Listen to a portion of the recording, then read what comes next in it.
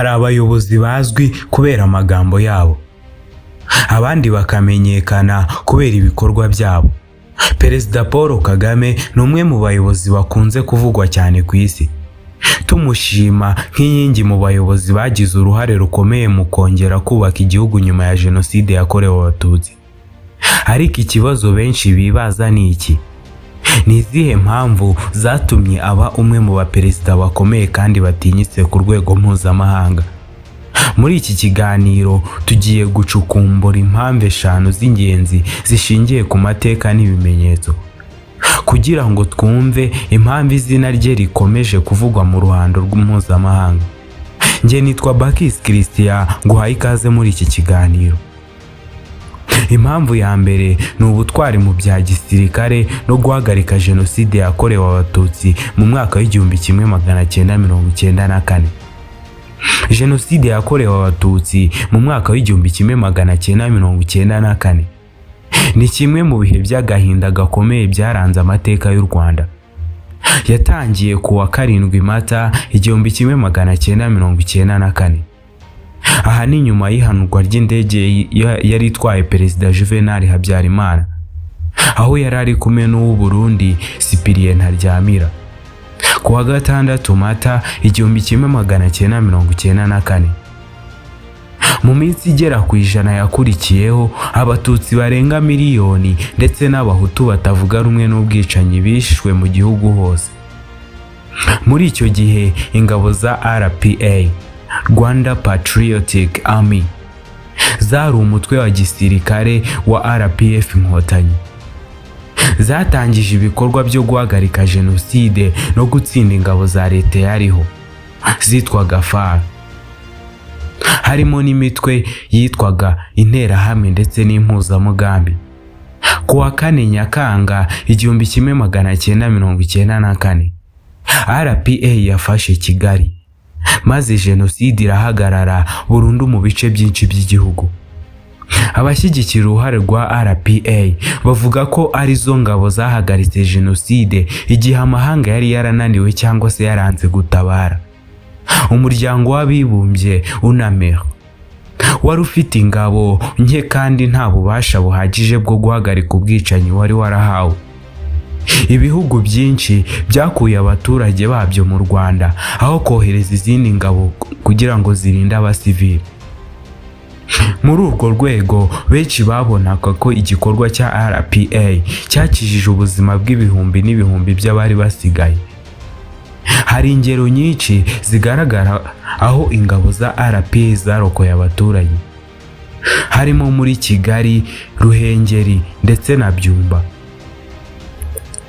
Nyuma yo gufata ibice bitandukanye, Jenoside yahitaga ihagarara muri ibyo bice, abaturage bagatangira kubona umutekano. Abashakashatsi benshi bemeranya ku kintu kimwe cy'ingenzi: iyo RPA idakomeza urugamba kugeza ifashe igihugu, Jenoside ishobora kuba yarakomeje igihe kirekire kurushaho, umubare w'abishwe ukiyongera. Niyo mpamvu uruhare rwa RPA mu guhagarika Jenoside rwemezwa n'amahanga menshi mu mateka y'u Rwanda. Uyu munsi, buri mwaka u Rwanda rwibuka Jenoside yakorewe Abatutsi, kandi guhagarikwa kwayo bifatwa nk'igikorwa cyahinduye amateka y'igihugu. Nyuma y'intambara, igihugu cyatangiye urugendo rwo kubaka ubumwe ndetse n'ubwiyunge, gusubiza abaturage umutekano no kongera kubaka inzego za leta. Impamvu ya kabiri ni uguhindura u Rwanda igihugu gifite imbaraga. Nyuma ya Jenoside yakorewe Abatutsi mu mwaka w'1994, u Rwanda rwari igihugu cyasenyutse mu buryo bukomeye. Ibikorwa remezo byinshi byari byarangiritse, ubukungu bwarahagaze, amabanki n'ibigo bya leta byinshi ntibyakoraga, kandi abaturage benshi bari barahunze cyangwa se barishwe. Guhera icyo gihe, ubuyobozi bushya bwashyize imbere gahunda yo kongera kubaka igihugu, bugamije kuzamura ubukungu, guteza imbere imibereho y'abaturage ndetse no guhindura u Rwanda igihugu gifite ubushobozi bwo guhangana ku rwego mpuzamahanga. Kimwe mu byaranze uru rugendo ni ishyirwaho rya gahunda z'igihe kirekire zirimo Vision 2020 ndetse nyuma yayo haza gushyirwaho Vision 2050. Izi gahunda zari zigamije kuva ku bukungu bushingiye ahanini ku buhinzi bugakomeza kugana ku bukungu bushingiye ku bumenyi, ikoranabuhanga, serivisi ndetse n'inganda. Leta yashoye imari mu kubaka imihanda, amashanyarazi, amazi, ibitaro ndetse n'amashuri.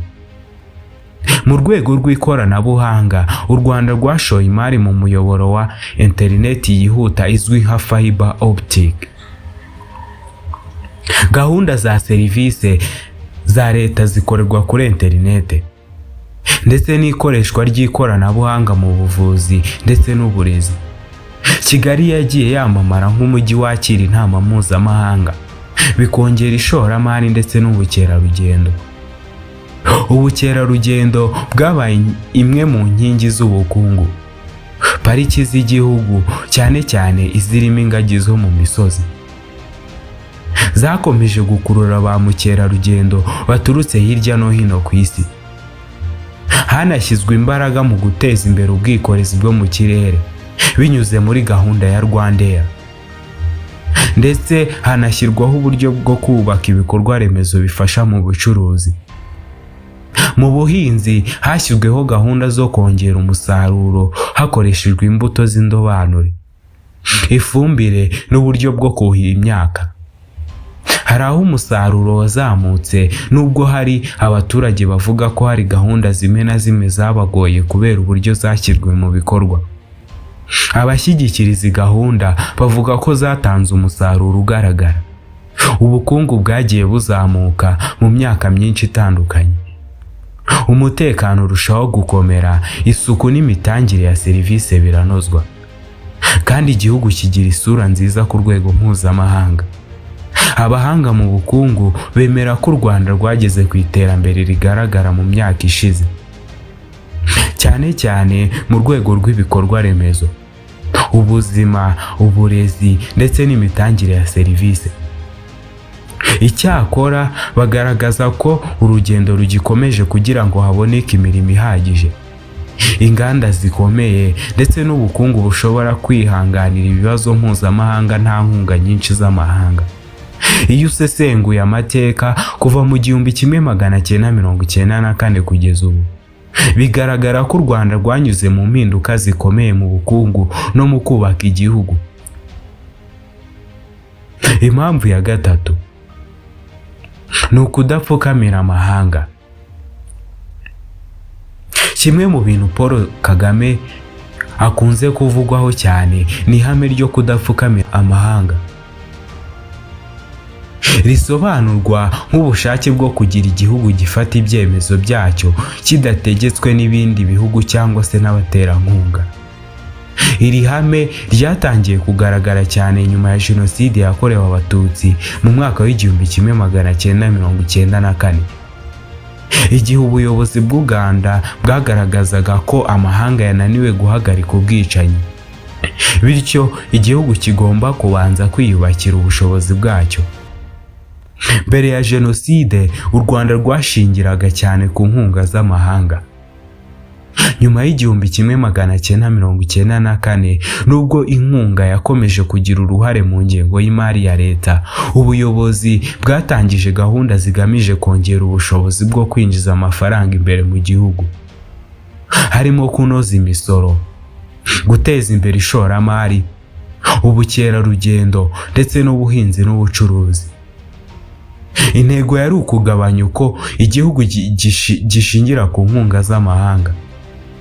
Mu 2012, ibihugu byinshi by'i Burayi na Amerika byagabanyije cyangwa se bihagarika inkunga zimwe byageneraga u Rwanda kubera ibirego by'uko rushyigikira umutwe wa M23 mu burasirazuba bwa Repubulika Iharanira Demokarasi ya Kongo. Leta y'u Rwanda yarabihakanye, ivuga ko ibyo birego bidafite ishingiro, nubwo byagize ingaruka ku ngengo y'imari.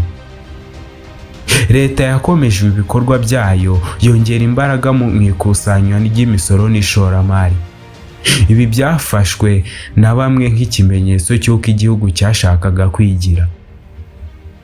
Mu rwego rwa diplomasi, u Rwanda rwagaragaje kubaka umubano n'ibihugu byinshi bitandukanye, aho kwishingikiriza ku ruhande rumwe.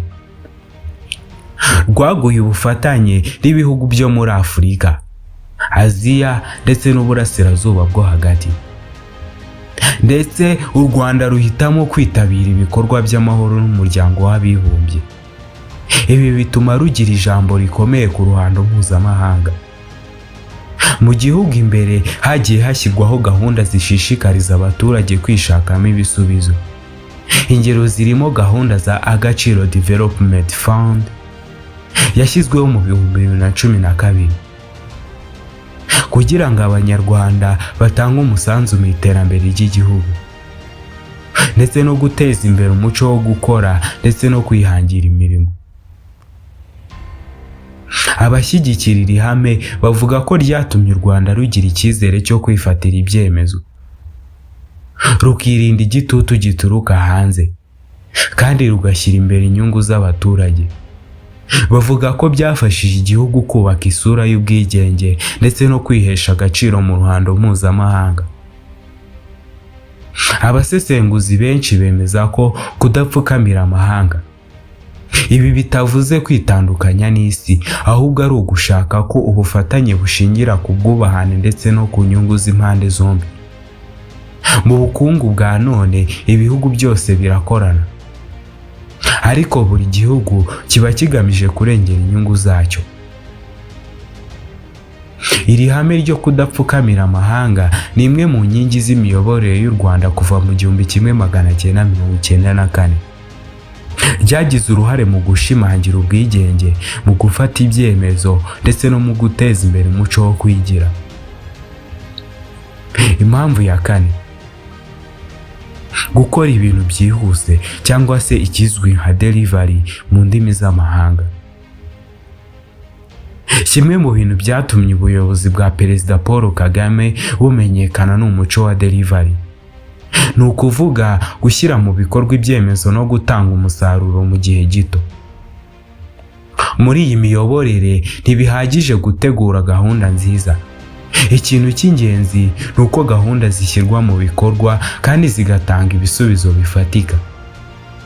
Nyuma ya Jenoside yakorewe Abatutsi mu mwaka w'1994, igihugu cyari cyarasenyutse, ibiro bya leta byinshi ntibyakoraga, amashuri n'ibitaro byari byarangiritse, kandi ubukungu bwari bwarahagaze. Ubuyobozi bushya bwafashe icyemezo cyo kwihutisha ibikorwa byo kongera kubaka igihugu, imihanda, ibigo nderabuzima ndetse n'amashuri. Ibi ngibi byatangiye kubakwa ku muvuduko utari usanzwe. Kimwe mu bikoresho byifashishijwe n'imihigo, aho abayobozi kuva ku rwego rw'igihugu kugeza ku nzego z'ibanze basinyaga intego bagomba kugeraho buri mwaka. Iyo mihigo yasuzumwaga ku mugaragaro. Abayobozi batsinze bagashimirwa, abatarayigezeho bagasabwa ibisobanuro cyangwa se bagahanwa. Intego yari ugushyira umuco w'uburyozwe cyangwa se ikizwi nka accountability, ndetse no kwihutisha iterambere ry'ibikorwa bya leta. Mu rwego rwa serivisi hashyizweho gahunda nyinshi zo gukoresha ikoranabuhanga kugira ngo abaturage babone serivisi vuba. Serivisi nyinshi zashyizwe ku rubuga rw'Irembo. Ibi bigabanya itonda ry'imirongo mu koroshya kubona ibyangombwa.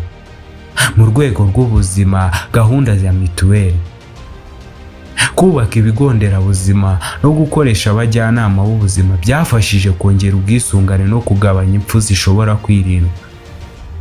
Mu rwego rw'ibikorwa remezo, ibikorwa byinshi byarangiraga mu gihe cyagenwe. Kubaka inyubako za leta, imihanda, ibikorwa remezo by'ikoranabuhanga ndetse n'ibibuga by'imikino byakunze gukorwa ku muvuduko mwinshi ugereranyije n'ibihugu byinshi byo muri Afurika. Ibi byatumye u Rwanda rubonwa nk'igihugu gifata ibyemezo kandi kikabishyira mu bikorwa. Abashyigikira ubu buryo bavuga ko bwatumye igihugu gitera imbere vuba, ruswa igabanuka, abayobozi bagakora bafite inshingano zisobanutse, kandi abaturage bakabona serivisi ku gihe. Bavuga kandi ko umuco wo gukurikirana ibikorwa no gupima umusaruro watumye habaho impinduka zigaragara mu nzego nyinshi. Abasesenguzi benshi bemera ko umuco wa delivery wagize uruhare runini mu kubaka isura y'u Rwanda nk'igihugu gikora neza mu micungire ya leta. Icyakora bagaragaza ko umuvuduko ugomba kujyana no gukorera mu mucyo, kugisha inama abafatanyabikorwa no guhora hasuzumwa niba ibikorwa bifitiye abaturage akamaro mu gihe kirekire. Impamvu ya gatanu, ubuyobozi bushingiye kuri demokarasi cyangwa se ikizwi nka democratic leadership mu ndimi z'amahanga. Kimwe mu bintu byatumye Perezida Kagame avugwa cyane ku ruhando mpuzamahanga ni uburyo ubuyobozi bwe bugaragaza uruhare rw'abaturage mu miyoborere. Ibi binyuze mu nzego zitandukanye. Nyuma ya Jenoside yakorewe Abatutsi mu mwaka w'1994, igihugu cyari gifite inshingano zo kongera kubaka inzego za leta ndetse no gushyiraho uburyo abaturage bagira uruhare mu kubaka igihugu. Mu 2023 u Rwanda rwatoye itegeko nshinga rishya rishyizeho inzego za demokarasi zirimo amatora ya perezida, ay'inteko nshinga amategeko ndetse n'inzego z'ibanze. Kuva icyo gihe hagiye habaho amatora buri gihe hakurikijwe amategeko y'igihugu, kandi abaturage bagahabwa uburenganzira bwo gutora abayobozi babo. Kimwe mu bintu u Rwanda rushimirwa ni uruhare rw'abagore mu miyoborere. U Rwanda ni kimwe mu bihugu bifite umubare munini w'abagore mu nteko ishinga amategeko ku isi. Ibi byagaragaje ubushake bwo guteza imbere uburinganire no guha amahirwe angana abagore n'abagabo mu gufata ibyemezo. Hari kandi gahunda zituma abaturage bagira uruhare mu miyoborere, zirimo umuganda, inteko z'abaturage, imihigo ndetse n'inama zihuza abaturage n'abayobozi. Izi gahunda zigamije gutuma abaturage batanga ibitekerezo, bakurikirana ibikorwa bibakorerwa kandi bakagira uruhare mu iterambere ry'aho batuye. Abashyigikira ubu buryo bavuga ko bwafashije kubaka igihugu gifite umutekano, imiyoborere inoze ndetse n'iterambere ryihuse. Bagaragaza ko kandi abaturage bagira uruhare mu bikorwa by'iterambere kandi ko inzego za leta zikorana n'abaturage mu gukemura ibibazo.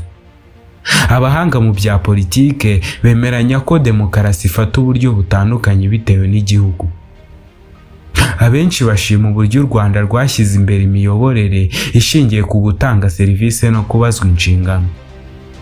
Iyo usesenguye amateka y'u Rwanda kuva mu 1994, usanga ari urugendo rudasanzwe rwuzuyemo ibihe bikomeye, ibyemezo bikomeye n'impinduka zigaragara mu nzego zitandukanye.